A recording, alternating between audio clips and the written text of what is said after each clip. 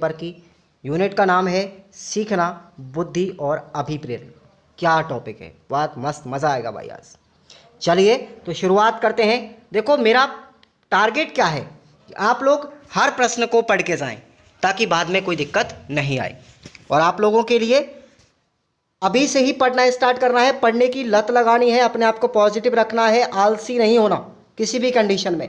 क्योंकि जब मैं आपके लिए इतना पढ़ा रहा हूं तो आपका भी फर्ज बनता है, दायित्व बनता है कि आप मुझे मोटिवेट आप भी कीजिएगा और आप लोग रेगुलर तैयारी करते रहिए। पहला क्वेश्चन देखिएगा, जितने भी सभी ऑब्जेक्टिव क्वेश्चन हैं उन सबको मैं पढ़ा रहा हूं। सभी अति लघुत्रात्मक प्रश्न है, लघुत्रात्मक प्रश्न है, सबको मैं पढ़ा रहा हूं। तो थोड़ा सा एक बार 1 से 40 से 50 मिनट देख कर जाए, बस प्रतिदिन पढ़ लो, आप लोग काम आपका हो जाएगा। कोई अच्छी परसेंटेज बनने से नहीं रोक सकता। पहला क्वेश्चन आप लोग सुनिएगा। अमूर्त वस्तुओं के विषय में सोचने की योग्यता ही बुद्धि है। बुद्धि की यह परिभाषा भैया किसने दी थी? टर्मन ने दी थी। किसने दी थी? टर्मन ने दी थी। और ऑप्शन ए राइट कर लेंगे। यह प्रश्न 2016 में पूछा गया, बहुत अच्छी परिभाषा है कि अमूर्त वस्तुओं के विषय में सोचने की योग्यता ही क्या है? बुद्धि है। और बुद्धि नामक चैप्टर आप लोग रीट में भी पढ़ेंगे साइकोलॉजी के अंदर, जहां पर टर्मन का सबसे बड़ा योगदान था। अगला क्वेश्चन है, बुद्धि को लचीले समायोजन की क्षमता किसने कहा? कि भाई बुद्धि क्या होती है? एक समायोजन की लचीली क्षमता होती है। यह कथन किसका है? वर्ट का है। किसका है? वर्ट का है। और यह भी प्रश्न 2019 में आ चुका है, आगे भी आ सकते हैं, कोई जरूरी नहीं है। अगला प्रश्न है, बुद्धि को औचित्यपूर्ण चिंतन किसने कहा? बुद्धि को औचित्यपूर्ण चिंतन किसने कहा था? स्पीयरमैन ने कहा था भाई। राइट आंसर याद रख लेना, स्पीयरमैन का याद रखना। आपको एक तत्व सिद्धांत और द्वितत्व सिद्धांत, ये बुद्धि के दो सिद्धांत दिए थे। एक तत्व सिद्धांत और द्वितत्व सिद्धांत किसने दिया था? स्पीयरमैन ने ही तो दिया था। आप लोग रीट में आगे पढ़ेंगे और इसी सीरीज में आगे हम पढ़ाएंगे आपको। चलिए अगला प्रश्न देखेंगे। वह जन्मजात क्षमता जो बच्चे की मानसिक बुद्धि का निर्धारण करती है, भाई मानसिक बुद्धि का निर्धारण करती है, वो है बुद्धि ए। कौन सी है? बुद्धि ए। और ये कैसी होती है? तरल बुद्धि होती है भैया। कैसी होती है? तरल बुद्धि होती है। अगर आपको साइकोलॉजी पढ़ना है ना तो मेरे से पढ़िए, आपको साइकोलॉजी में मज़ा आ जाएगा। बिल्कुल, मैंने पूरी साइकोलॉजी पढ़ाई है। निर्मल क्लासेस करोली यूट्यूब चैनल पर, रीट लेवल 1 के लिए, रीट लेवल 2 के लिए, प्री पेपर के लिए, मेंस पेपर के लिए। आप लोग पढ़ के तो देखिए नोट्सों को, एकदम मज़ा आ जाएगा। तो क्वेश्चन का आंसर हो जाएगा बुद्धि ए। चलिए अगला क्वेश्चन है, बुद्धि लब्धि को ज्ञात करने का सूत्र बताओ भाई। तो मैं आपको बता देता हूं, बुद्धि लब्धि का सूत्र ज्ञात करने का, बुद्धि लब्धि को, ठीक है ना, इंटेलिजेंस क्वांटिटी ज्ञात करने का सूत्र है MA/CA। क्या होता है? MA/CA into 100। ये आप लोग याद रखना। किसके द्वारा दिया गया था? टर्मन के द्वारा। किसके द्वारा दिया गया था? टर्मन के द्वारा। ये संशोधित सूत्र था, ठीक है ना। अब देखेंगे MA/CA कहाँ पर लिखा हुआ है? MA/CA गुणा 100 मेंटल एज बटे क्रोनोलॉजिकल एज, यानी कि मानसिक आयु बटे क्या हो जाएगा? वास्तविक आयु। क्या हो जाएगा? वास्तविक आयु। ये प्रश्न अब की बार रीट में भी पूछा गया था कि एक व्यक्ति की मेंटल एज 100 है और उसकी क्रोनोलॉजिकल एज 80 है, तो उसका बुद्धि लब्धि कितना प्रतिशत होगा? बताओ क्या हो जाएगा इसका आंसर? बताओ आंसर क्या हो जाएगा? बताओ भाई क्या हो जाएगा? इससे आगे हम प्रश्न करवाएंगे आपको सॉल्व, ठीक है। चलिए, बहुबुद्धि का सिद्धांत भाई किसने दिया था? बहुबुद्धि का सिद्धांत किसने दिया था? बताओ जल्दी से। गार्डनर ने दिया था। किसने दिया था? गार्डनर ने दिया था। और इसने बहुबुद्धि के सिद्धांत में कितने प्रकार बताए? बुद्धि के 9 प्रकार बताए भाई, आगे हम पढ़ेंगे। निम्नलिखित में से कौन सा बुद्धि का सिद्धांत कारकीय सिद्धांतों की श्रेणी में नहीं आता? भाई कारकीय सिद्धांतों की श्रेणी में नहीं आता, वो है पियाजे का संज्ञानात्मक सिद्धांत। ये तो सबसे डिफरेंट है, ये संज्ञानात्मक सिद्धांत है, बाकी के सब बुद्धि के सिद्धांत है भाई। देखो, स्पीयरमैन ने बुद्धि का दिया, गार्डनर ने बुद्धि का दिया, गिलफर्ड ने त्रिआयामी बुद्धि सिद्धांत दिया, लेकिन जीन पियाजे ने संज्ञानात्मक सिद्धांत जो था ये विकास का था। क्या था? विकास का संज्ञानात्मक सिद्धांत था। अंतर समझ में आ गया? ऐसे ही करना सीखो आप लोग एनालिसिस, तभी जाकर के आपका एक एक चैप्टर, अगर आपने साइकोलॉजी पढ़ लिया ना तो आपको एसटीसी में दिक्कत नहीं आएगी। साइकोलॉजी क्लास जाकर के देख लो आप लोग, निर्मल क्लासेस चैनल पे, मज़ा आएगा। प्लेलिस्ट बना रखी है पूरी। चलिए गिलफोर्ड ने, बताओ भाई, गिलफोर्ड ने संक्रिया के आधार पर मानसिक क्षमताओं को कितने भागों में बांटा? बताओ जल्दी से। 5 भागों में बांटा। कितने भागों में? 5 भागों में। जा करके क्लास देखो, गिलफोर्ड का मैंने पूरा का पूरा सिद्धांत बताया है साइकोलॉजी के अंदर, जा करके पढ़ेंगे तो आपको समझ में आ जाएगा, ठीक है ना। कौन कौन से तत्व बताए गिलफोर्ड ने? त्रिआयामी सिद्धांत दिया था। त्रिआयाम कौन कौन से थे? एक तो उत्पाद, उत्पाद था पहला, दूसरा था विषय वस्तु, कौन सा था? विषय वस्तु, और तीसरा था संक्रिया, कौन सा था? संक्रिया। अब इनमें अलग अलग फैक्टर भी दिए थे उन्होंने, विषय वस्तु, उत्पाद में और संक्रिया में। देखो इसमें कितने थे, ये आपको मैं बता दूं, इसमें थे 5, इसमें भी कितने थे? 5, और इसमें कितने थे? 6। टोटल मिलाकर कितने हो गए? बताओ जल्दी से, कितने हो गए? 150। कितने हो गए? 150 तत्व बताए थे गिलफोर्ड साहब ने। आ रहा है ना मजा? गार्डनर के द्वारा प्रतिपादित सिद्धांत कौन सा है? गार्डनर ने दिया था बहुबुद्धि का सिद्धांत, जिसमें 9 कारक बताए थे। आ गया समझ में? गार्डनर के अनुसार अभिबुद्धि के कितने प्रकार हैं? 9 प्रकार हैं, ठीक है ना। आगे बात करते हैं। बहुबुद्धि सिद्धांत में सन 2000 के संशोधन में बुद्धि का कौन सा प्रकार बताया भाई? ये 9वां प्रकार बताया था, 9वां प्रकार बताया था। कौन सा? ये अस्तित्ववादी बुद्धि का प्रकार 9वां था, 2000 में दिया। प्रकृतिवादी बताया था 1998 के अंदर, ये 8वां प्रकार था, ये 8वां प्रकार था। बताओ, ऐसे पढ़ोगे ना प्रश्न गलत होगा ही नहीं भाई, प्रश्न गलत होगा ही नहीं, मैं दावे के साथ में कहता हूं। चलिए आगे चलते हैं। निम्नलिखित में से किस प्रकार की बुद्धि में दूसरे व्यक्तियों की प्रेरणाओं, इच्छाओं और आवश्यकताओं को समझने की क्षमता होती है? वो होते हैं भाई व्यक्तिगत बुद्धि वाले व्यक्ति, जिसको हम अन्य बुद्धि के नाम से जानते हैं। ये भी हार्वर्ड गार्डनर ने बताया था, ठीक है। अब बात करते हैं विभेद करने की क्षमता तथा स्वयं के व्यवहार को निर्देशित करने में सूचनाओं के उपयोग करने की क्षमता किस प्रकार के बुद्धि प्रकार के अंदर आती है? तो क्या आंसर हो जाएगा इसका? राइट आंसर हो जाएगा अंतर्वैयक्तिक बुद्धि। क्या होता है अंतर्वैयक्तिक बुद्धि? कैसी होती है? जो हमेशा खुद के बारे में सोचती है। ये हार्वर्ड गार्डनर का ही प्रकार है। इनमें से कौन सा विकल्प सही है? बताओ भाई, इनमें से कौन सा विकल्प सही है? बताओ जल्दी से। ये प्रणोद, चालक और एक और था, मैं आपको बता दूं, प्रोत्साहन। कौन सा था? ये 3 सोपान बताए थे किसके? अभिप्रेरणा के 3 सोपान आपको याद रखने हैं।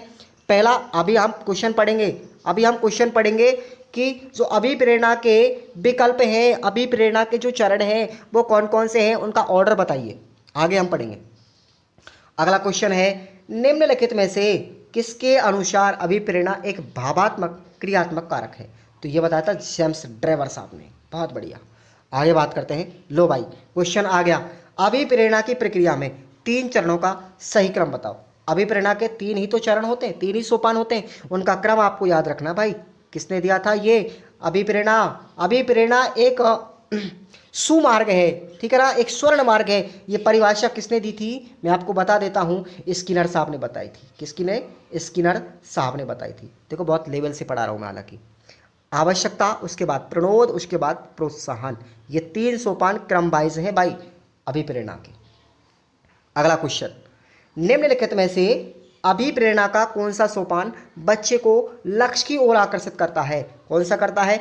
प्रोत्साहन करता है। बच्चे को हम पुनर्बलन देंगे, उसको मोटिवेट करेंगे, उसको प्रोत्साहन देंगे, तो बच्चा अपने आप ही उस कार्य को करने की ओर अग्रसर हो जाएगा। समझ में आया?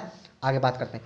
प्रजातांत्रिक भावना का विकास करने में कौन सा अभिप्रेरक सहायक है? कौन सा होगा भाई? प्रतियोगिता एवं सहयोग। बच्चे को अपनी कंपटीशन में भाग लेना चाहिए और उसके बीच बीच में उसका सहयोग करते रहना चाहिए। इससे प्रजातांत्रिक भावना का विकास जल्दी होगा।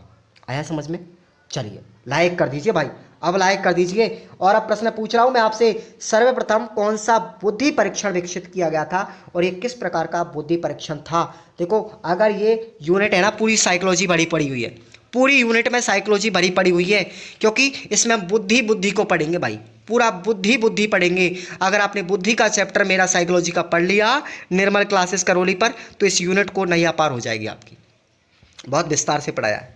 तो सबसे पहला जो बुद्धि परीक्षण था वो था साथियों, कौन सा था? अल्फ्रेड विने का परीक्षण, जिसको हम साइमन विने परीक्षण कहते हैं। क्या बोलते हैं? साइमन विने परीक्षण कहते हैं। और ये 1905 में पहला बुद्धि का परीक्षण किया गया था। और ये कैसा था? वैयक्तिक बुद्धि परीक्षण था, वैयक्तिक बुद्धि परीक्षण था। समझ में आ गया, क्वेश्चन इंपॉर्टेंट है। 1905 में हुआ पहला बुद्धि का परीक्षण अल्फ्रेड वीने और उसके सहयोगी जिसका नाम था साइमन। इसलिए पूरे परीक्षण का नाम क्या था? अल्फ्रेड बिने साइमन परीक्षण। क्लियर? लो भाई, साइमन यानी बिने साइमन परीक्षण में किन योग्यताओं को मापने का प्रयास किया गया? क्या है उत्तर देखेंगे आप लोग। ये देखो, बिने साइमन परीक्षण में भाषाई ज्ञान, गणितीय योग्यता, प्रत्यक्षीकरण, विभेदीकरण, स्मृति, तुलनात्मक योग्यता, वाचन योग्यता, आलोचनात्मक योग्यता एवं अमूर्त संकल्पनाओं को परिभाषित करना आदि योग्यताओं का मापन करने का प्रयास किया गया था। ठीक है, अब बात करते हैं हम जो बिने का बुद्धि परीक्षण था उसकी क्या क्या कमजोरियां थी, क्या क्या सीमाएं थी, क्या क्या कमियां थी, उसके क्या दोष थे। दोष सुनिएगा आप लोग। बहुत सारी कमी इसमें पाई गई थी सफलता के बावजूद भी। इस परीक्षण के द्वारा वयस्क की बुद्धि की जांच ठीक से नहीं होती थी। इस परीक्षण में सिर्फ शाब्दिक प्रश्नों का ही प्रयोग किया गया था, अतः इसकी उपयोगिता सीमित थी, जैसे कि इसका उपयोग अनपढ़ व्यक्तियों पर भी नहीं किया जा सकता था। तो ये इसकी कमजोरी थी। ठीक है, अब देखो बुद्धि लब्धि किसको कहते हैं भाई? बुद्धि लब्धि किसको कहते हैं, इसको परिभाषित करना है और इसका सूत्र तो मैंने आपको बता ही दिया। बुद्धि लब्धि की सीधी सी परिभाषा है भाई कि मानसिक आयु तथा वास्तविक आयु का अनुपात, जिसको हम अगर 100 से गुणा कर देते हैं तो हमें बुद्धि लब्धि प्राप्त हो जाती है। और इसका सूत्र याद रखना, यह mental as upon chronological age, यानी मानसिक आयु बटे वास्तविक आयु गुणा 100 टर्मन ने दिया था भाई। ये आ गया समझ में? अब देखो प्रश्न कैसे पूछा जाएगा आपसे। प्रश्न भी आपको बता दूं कि बुद्धि लब्धि कैसे ज्ञात की जाती है। माना कि गीता की मानसिक आयु 20 वर्ष है और उसकी वास्तविक आयु 16 वर्ष, तो बुद्धि लब्धि ज्ञात करो भाई। मानसिक आयु कितनी है? 20 है, बटे कर देंगे 16 वास्तविक आयु गुणा 100, आंसर कितना आ जाएगा? 125% बुद्धि लब्धि। हो गया आंसर। चलिए अगला क्वेश्चन हम आपको बताते हैं। ये लो भाई, गिलफर्ड ने संक्रिया के आधार पर मानसिक क्षमता को किन भागों में बांटा? मैंने अभी आपको ऑब्जेक्ट में पढ़ाया था, 5 भागों में बांटा संक्रिया को। कौन कौन से थे वो 5 भाग? अब यहाँ पर विस्तार से पढ़ लो। पहला मूल्यांकन, दूसरा अभिसारी चिंतन, तीसरा अपसारी चिंतन, चौथा स्मृति और पांचवा संज्ञान। ये संक्रिया के आधार थे 5। आ गया समझ में? बताओ कैसा लगा, प्रश्न कैसा लगा, कमेंट करके बताओ भाई। लाइक तो करना भाई, लाइक तो करना, और रेगुलर क्लास लेना, मजा आएगा। कोई नहीं पढ़ाएगा इतना डीपली। अब देखो, भावात्मक बुद्धि को कितने हिस्सों में बांटा? भावात्मक बुद्धि को 4 भागों में बांटा भाई। कौन कौन से? नजरिया, समायोजन, समझना और भावनाओं का व्यवस्थापन। ये 4 भागों में भावनात्मक बुद्धि को बांटा था। आगे बढ़ते हैं। अगला क्वेश्चन है भाई, अगला क्वेश्चन है आपका, बाह्य अभिप्रेरणा से आप क्या समझते हैं या इससे क्या तात्पर्य है? एक एग्जाम्पल देकर के समझाएंगे। और 2019 और 2016 में प्रश्न 2 बार पूछा गया है, बाह्य अभिप्रेरणा और एक होती है आंतरिक अभिप्रेरणा। और बहुत ही इजी क्वेश्चन है, कैसे लिखेंगे इसका आंसर देखिएगा। यानी वह अभिप्रेरणा जिसमें बच्चा बाह्य कारकों से प्रेरित होकर के अपना काम करता है, वो बाह्य अभिप्रेरणा कहलाती है। जैसे उदाहरण के लिए बच्चों को लक्ष्य उन्मुख करने के लिए प्रोत्साहन या पुरस्कार का सहारा लिया जाना। तो मैं आपको अब जो फिलहाल में दे रहा हूँ ना, वो बाह्य अभिप्रेरणा है। आप लोगों को पढ़ने के लिए बार बार बोल रहा हूँ ना, ये बाह्य अभिप्रेरणा है। और एक होती है आंतरिक अभिप्रेरणा। आंतरिक अभिप्रेरणा कैसी है कि तुम खुद ही पढ़ लेते हो, अपने आप से खुद ही मोटिवेट हो जाते हो।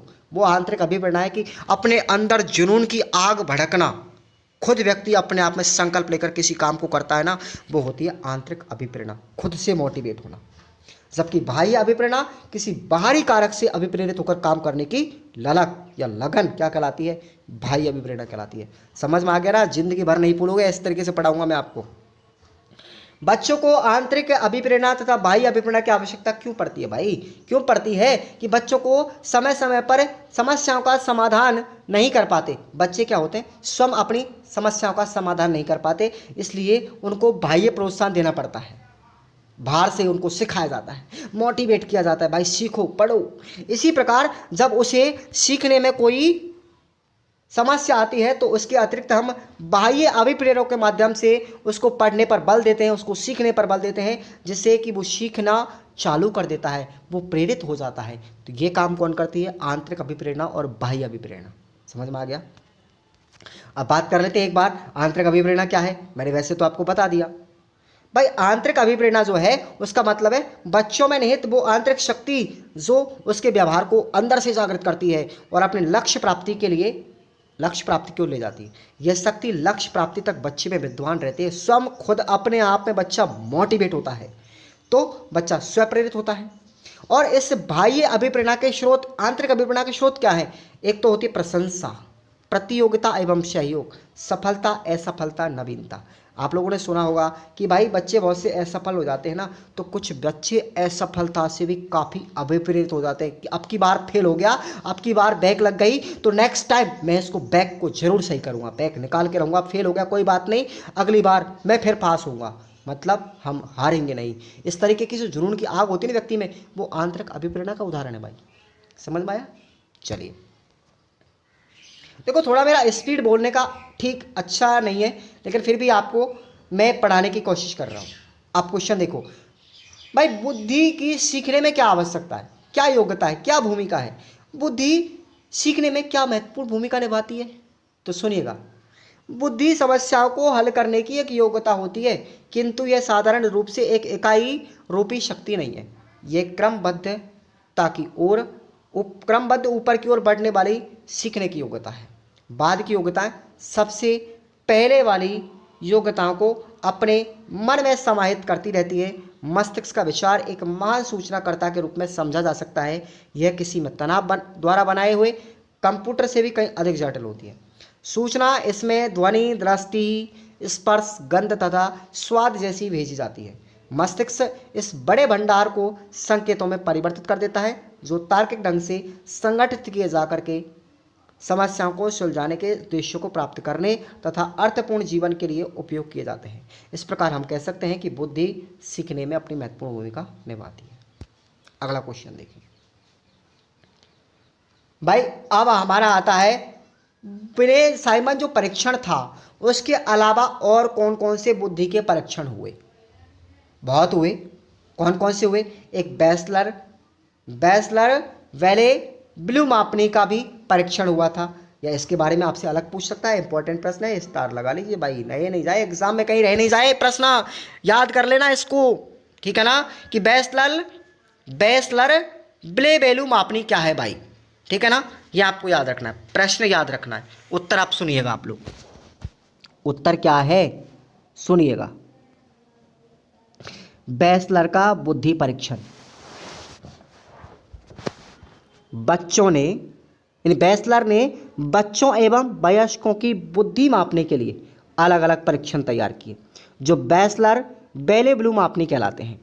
वयस्कों का परीक्षण बैचलर एडल्ट इंटेलिजेंस स्केल, इसका पूरा नाम याद रखना, WAIS का नाम पूछा जा सकता है आपसे, बैचलर एडल्ट इंटेलिजेंस स्केल, तथा बच्चों का परीक्षण जो करवाया था bachelor intelligence scale for children, यानी WISC कहलाया। वयस्कों के लिए क्या था? वो था बैचलर एडल्ट इंटेलिजेंस स्केल, और बच्चों के लिए क्या था? वो था bachelor intelligence scale for children. दोनों का पूरा फॉर्म याद रखना। इस परीक्षण में 2 फॉर्म थे और दोनों फॉर्म में 10-10 उप परीक्षण थे। 10 में से 5 जो परीक्षण थे वो शाब्दिक मापनी के थे और 5 जो थे वो क्रियात्मक मापनी के थे, और इसमें आगे भी कई संशोधन किए गए थे। तो ये बैचलर का बुद्धि परीक्षण है। आपसे निबंधात्मक भी प्रश्न पूछा जा सकता है, ये तो याद कर लेना। अब बात करते हैं आगे। भावात्मक बुद्धि क्या है भाई? भावात्मक बुद्धि क्या है और इसको कितने भागों में बांटा गया था? 4 हिस्सों में बांटा गया था। वो कौन कौन से हैं मैं आपको बता देता हूं। भावात्मक बुद्धि कहते किसको? सबसे पहले तो ये याद रखें, भावात्मक बुद्धि एक ऐसी क्षमता है जिसके माध्यम से आप अपने संवेगों तथा दूसरे के संवेगों में समझ सकते हैं। खुद के संवेग क्या है और दूसरे के संवेग क्या है, इन दोनों में अंतर करना समझ सकते हो, और उस जानकारी के आधार पर आप अपनी सोच और प्रतिक्रिया को भी निर्देशित कर सकते हो। ठीक है, यही क्या है? भावात्मक बुद्धि है। भावात्मक बुद्धि को 4 हिस्सों में बांटा। कौन कौन से 4 हिस्से हैं? पहला है नजरिया। ठीक है, इसके अर्थ है कि अपने संवेगों पर ध्यान देना और अपनी भावनाओं को पहचानना, यानी खुद के संवेगों को पहचानना और अपनी भावनाओं को पहचानना क्या कहलाता है? नजरिया कहलाता है। उसके बाद समायोजन। संवेगों का समायोजन अपनी सोच के सोच के साथ करना, यानी अपने संवेगों को ध्यान में रखते हुए सोचना और उनका संप्रेषण करना क्या कहलाता है? समायोजन। नेक्स्ट है समझना, भावनाओं को तार्किक आधार पर समझना, ये चौथा भावनात्मक हिस्सा था। और भावनाओं का व्यवस्थापन, यानी कि परिस्थिति के अनुसार भावनाओं को व्यवस्थित रूप में प्रकट करना, ये क्या है? भावात्मक बुद्धि के 4 हिस्से हैं या 4 भाग हैं, याद रख लेना, इंपॉर्टेंट क्वेश्चन है भाई ये। लाइक करो भाई, लाइक करो, क्लास को लाइक करो, जल्दी से लाइक करो। सामाजिक बुद्धि की अवधारणा को स्पष्ट करो भाई, बताओ क्या होगा? सामाजिक बुद्धि की अवधारणा क्या है? सामाजिक बुद्धि का तात्पर्य है उस सामान्य मानसिक क्षमता से होता है जिसके सहारे व्यक्ति अन्य व्यक्तियों को ठीक ढंग से समझ पाता है तथा व्यवहार कुशल होने से उसका सामाजिक संबंध काफ़ी अच्छा होता है। समाज में इनकी प्रतिष्ठा होती है। जिन व्यक्तियों में सामाजिक बुद्धि बड़ी होती है, उच्च होती है, उनमें अन्य लोगों के साथ प्रभावपूर्ण ढंग से व्यवहार करने की क्षमता और आचरण करने की क्षमता और समाज के अन्य लोगों के साथ मिलजुल कर सामाजिक कार्य करने की पहल, हाथ बटाने की प्रवृत्ति अधिक हो जाती है। कितने सारे गुण विद्यमान होते हैं उनमें। अगर ये सामाजिक बुद्धि व्यक्ति में नहीं है, इसका अभाव है, तो वो व्यक्ति अन्य तरह की बुद्धि होने के बावजूद अपने सामाजिक जीवन को सफल बनाने में कठिनाई का अनुभव करता है। अगर ये बुद्धि नहीं है तो वह समाज में प्रभावपूर्ण ढंग से काम नहीं कर पाता। सामाजिक बुद्धि एक ऐसी बुद्धि है जो व्यक्ति को सामाजिक परिस्थितियों में समायोजित करने में मदद मिलती है। और ध्यान रखना, सामाजिक बुद्धि का जो सिद्धांत दिया था साथियों, वो दिया था जेम्स ड्रीवर एवं वॉलस्टिन ने 1984 में। ठीक है, और क्या परिभाषा दी थी कि सामाजिक बुद्धि का एक प्रकार है जो किसी व्यक्ति में अन्य व्यक्तियों एवं सामाजिक संबंधों के प्रति व्यवहार में निहित होता है। जैसे सामाजिक बुद्धि क्या होती है? जैसे समाज में आप किसी की मदद करते हो, किसी को प्रोत्साहित करते हो, सामाजिक कार्यों में किसी की पहल करते हो या अपनी जिम्मेदारी समाज में रहकर निभाते हो। ये सब क्या है? सामाजिक बुद्धि के कारक। आ गया समझ में? अगला क्वेश्चन भाई, आंतरिक और बाह्य अभिप्रेरणा अंतर बताओ। मैंने अभी आपको ऊपर बता दिया इसकी परिभाषा, अब अंतर सुन लो, तुलनात्मक विश्लेषण सुन लो। क्वेश्चन 2 बार आ चुका है, 18-19 में लगातार पूछा गया भाई ये क्वेश्चन। अब देखेंगे आंतरिक अभिप्रेरणा किसे कहते हैं भाई, और बाह्य अभिप्रेरणा में अंतर सुन लो आप लोग। क्वेश्चन इंपॉर्टेंट है, एग्जाम में आएगा तो आएगा, कोई नहीं रोक सकता। आंतरिक अभिप्रेरणा होती है भाई, ये बाह्य परिस्थितियों से प्रभावित नहीं होती। आंतरिक कैसी होती है? अंदर से उत्पन्न होती है। जबकि बाह्य अभिप्रेरणा, इनको बाह्य परिस्थितियां देकर के प्रेरित किया जाता है। आंतरिक अभिप्रेरणा, इन्हें बाह्य कारकों की आवश्यकता नहीं होती। जबकि बाह्य अभिप्रेरणा होती है, उनको बाह्य अभिप्रेरकों द्वारा प्रेरित किया जाता है। आंतरिक अभिप्रेरणा में क्या होता है कि ऐसे बच्चे शारीरिक, मनोवैज्ञानिक और सामाजिक आवश्यकताओं के वशीभूत होकर के कार्य नहीं करते। जबकि बाह्य अभिप्रेरणा होती है, उसमें ऐसे बच्चों में शारीरिक, मानसिक, मनोवैज्ञानिक व सामाजिक आवश्यकता मुख्य होती है और उनकी पूर्ति होने पर लक्ष्य प्राप्ति के लिए प्रयास करते रहते हैं। भाई आंतरिक जो अभिप्रेरणा है ये सब बताती है कि कार्य ही आनंद और ऊर्जा देती है, जबकि ये क्या करता है? प्रेरकों से आनंद और ऊर्जा की प्राप्ति होती है। आंतरिक में होगा ये सभी परिस्थितियों में बनी रहती है, जबकि बाह्य अभिप्रेरणा परिस्थितियों के अनुसार बदलती रहती है।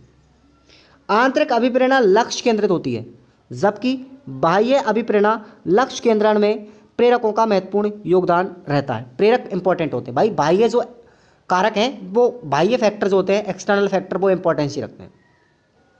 इंटरनल जो मोटिवेशन है वो एक निश्चित सीमा तक ही कार्य करता है, जबकि बाह्य अभिप्रेरणा जो है वो आंतरिक अभिप्रेरणा की सीमा जहाँ समाप्त हो जाती है वहाँ बाह्य अभिप्रेरणा काम करना प्रारंभ कर देती है। जहाँ पर आदमी अपने आप से हताश हो जाता है तब उसको बाह्य कारकों की आवश्यकता पड़ती है। समझ में आ गया? आगे देखते हैं। अभिप्रेरणा एवं सीखने में क्या संबंध है, स्पष्ट कीजिए। इंपॉर्टेंट क्वेश्चन है भाई। यदि बच्चे में सीखने की इच्छा विकसित हो जाए तो सीखना सुगम हो जाता है। बच्चे की इच्छा एक ऐसा आंतरिक अभिप्रेरक है जो बच्चों में ध्यान केंद्रित करने में सहायक है। इसलिए शिक्षक का दायित्व है कि बच्चों को सीखने के लिए तैयार बनाए। सीखने और अभिप्रेरकों के बीच में कई प्रकार से संबंध स्थापित किए जा सकते हैं। जैसे यदि किसी बच्चे को उसके सीखने में प्रगति और परिणामों का समय समय पर बोध कराया जाए तो वह अधिक समझ के साथ लक्ष्य की ओर बढ़ने की प्रति अभिप्रेरित होगा। प्रगति के ज्ञान के समय यदि बच्चे अपनी त्रुटियों में सुधार करते हैं और अपने स्वयं के परिणामों की जांच करते हैं तो निश्चय ही प्रगति की संभावना बढ़ जाती है और सीखना अधिक प्रभावशाली हो जाता है। हो गया क्वेश्चन याद। अभिप्रेरणा और सीखने में क्या संबंध है? चलिए इंपॉर्टेंट है ये। आगे बढ़ते हैं, अगला क्वेश्चन देखते हैं हम। इंपॉर्टेंट ही बताऊंगा बस। ये लो भाई, बच्चों को अभिप्रेरित करने में शिक्षक की क्या भूमिका होती है? ठीक है ना। या फिर विद्यालय में शिक्षकों द्वारा क्या किया जाना चाहिए कि जिससे बच्चे स्वयं अभिप्रेरित हो जाएं? एक ही बात है, प्रश्न एक ही तरीका है पूछने का, बट आप सुनिएगा इसका आंसर। शिक्षक समाज का प्रेरणाता है। वह कलियों व कोपलों को खिलाने वाले होते हैं। उन्हें बच्चों में रंग व सुगंध भरने वाला कहा जाता है। समाज अपेक्षा रखता है कि बच्चों को सीखने, समझ बूझ विकसित करने, निर्णय लेने, समस्या को हल करने और लक्ष्य निर्धारित करने में शिक्षक उनकी सहायता प्रदाता होता है। शिक्षक बच्चों को स्वयं सीखने, स्वयं लक्ष्य निर्धारण करने में प्रेरित करता है। कक्ष के वातावरण को आनंदमयी बनाने, जहां स्वाभाविक रूप से बच्चों को शारीरिक, मानसिक व सामाजिक संवेगात्मक क्षमता विकसित कर सकता है। समावेशी शिक्षा में विशेष आवश्यकता वाले बच्चों की आवश्यकताओं को सही समझ करके उन्हें भी सीखने के दौरान खिलखिलाने के पर्याप्त अवसर प्रदान करने चाहिए। तो अब आपको मैं बता देता हूँ क्या पॉइंट है ये। अंतिम प्रश्न था ये कि शिक्षक बच्चों के अवांछित व्यवहार को नियंत्रित करें और उचित व्यवहार को निर्देशित करने हेतु बाह्य कारकों का प्रयोग करें। मॉडल, चार्ट, रोचक गतिविधियां व अन्य संसाधनों का उपयोग करते हुए विभिन्न विषयों में बच्चों की रुचि बढ़ाई जानी चाहिए। तो ये काम होता है सीखने में या सिखाने में बच्चों के प्रति शिक्षक की या विद्यालय की भूमिका। आ गया समझ में? तो ये आप लोगों को याद रखना है। और इसके जो बाकी के बचते निबंधात्मक प्रश्न, निबंधात्मक प्रश्नों को याद करने की इतनी जरूरत नहीं है। ठीक है ना। मैं 5 सितंबर को बहुत अच्छा मामला लेकर के आ रहा हूँ। सब लोग तैयार रहना। 5 सितंबर शिक्षक दिवस। ओके भाई, चैनल को सब्सक्राइब कर लो यार, अब तो गला बैठ गया भाई। चैनल को सब्सक्राइब कर लो और डेली क्लास लेना है। कम से कम आप लोगों को आधे घंटे ही पढ़ना है। 30 मिनट पढ़ लो बस, तुम्हारा नैया पार हो जाएगा, तुम्हारा बेड़ा पार हो जाएगा भाई। मेरे को 5 साल से आदत लगी हुई है कि मैं VSTC वाले बच्चों के साथ हमेशा बना रहूं। आ गया समझ में? और रीट की तैयारी करते रहो। जब भी कभी रीट होगी आपकी पात्रता की या मुख्य परीक्षा की, तो निर्मल क्लासेस को, चैनल को सब्सक्राइब कर लो भाई। निर्मल क्लासेस करौली, कौन सा चैनल है? निर्मल क्लासेस करौली। और ये चैनल आपका बहुत अच्छा है, आपको फ्री स्टडी मटेरियल पढ़ाया जा रहा है भाई। ठीक है ना। चलिए तो सभी को नमस्कार। आपने अमूल्य समय अपना दिया था, बहुत बहुत धन्यवाद। टेलीग्राम को ज्वाइन जरूर करना, डिस्क्रिप्शन बॉक्स में लिंक दी गई है उसकी। PDF वहीं मिलेंगे आपको। Okay bye.